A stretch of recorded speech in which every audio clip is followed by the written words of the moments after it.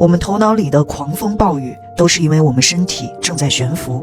有没有觉得自己有时候像一只断了线的风筝，脑子里一整天像在开辩论会，无数个念头在打架，担心未来，后悔过去，揣测别人的眼光，拼命的思考，拼命的分析，想用逻辑去解决焦虑。但是我们发现，想的越多，心就越慌。这种感觉就像双脚踩在棉花上，一脚踏空，深不见底。心理学上把这种状态叫做悬浮。今天我想告诉你一个脑科学的残酷真相：身体没有锚点，注定会被焦虑吞没。焦虑并不是生活真的出了什么大问题，而是因为我们的身体离家出走太走了。这里的家就是我们的身体。现在我们来看一下脑科学的拆解。在我们的身体里有两个截然不同的操作系统，一个是我们头顶的叙事系统，也就是大脑皮层，它负责讲故事、编剧、分析，它非常吵闹，因为它活在过去和未来里。焦虑本质上就是这个系统在疯狂地推测灾难。另一个是我们喉咙以下的感知系统，也就是我们的身体，它不会说话，不会分析，只负责冷热痛重。最重要的是，身体只活在当下，此时此刻我们坐在椅子上的压力，脚踩地板的触感，这就是真实的当下。所谓的锚点就是这些身体的感觉。对于心理相对比较健康的人来说，大脑虽然在飞，但身体的锚是沉在海底的。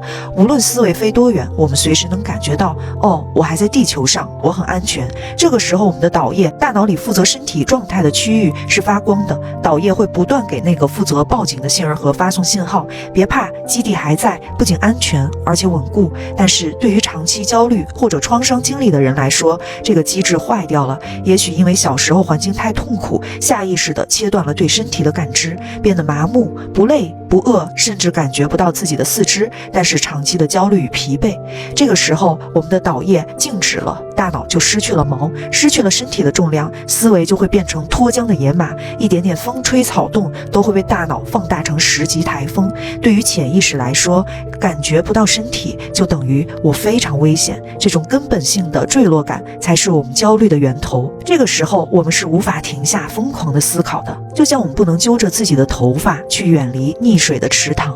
解药只有一个，下沉。我们要把那个生锈的锚抛回海底。无论我们有多高的悟性，我们只需要做几个笨拙的物理动作。现在无论在哪里，你可以试一试。第一个锚点，重力。焦虑的时候人是飘的，现在把注意力全部放在我们的坐骨上，感觉椅子这个瞬间是如何稳稳地拖住我们的屁股的。想象我们的身体像一个沉重的沙袋，一寸一寸地往下陷。对自己说，大地在拖着我，我不需要自己用力。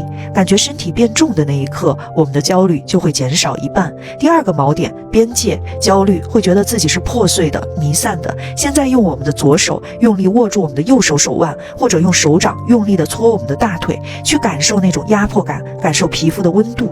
这是在告诉我们的大脑，你看，这是我的轮廓，我没有破碎。在创伤里面叫做皮肤容器重建。第三个锚点，节律。焦虑是混乱的震动，我们要用身体的节律去对冲它。我们可以试着轻拍自己的胸口，像母亲哄婴儿那样，或者站起来，双脚交替踩踏地面，左右左右。这是原始的重复的身体节律，能直接安抚你的脑干，让那只受惊的野兽安静下来。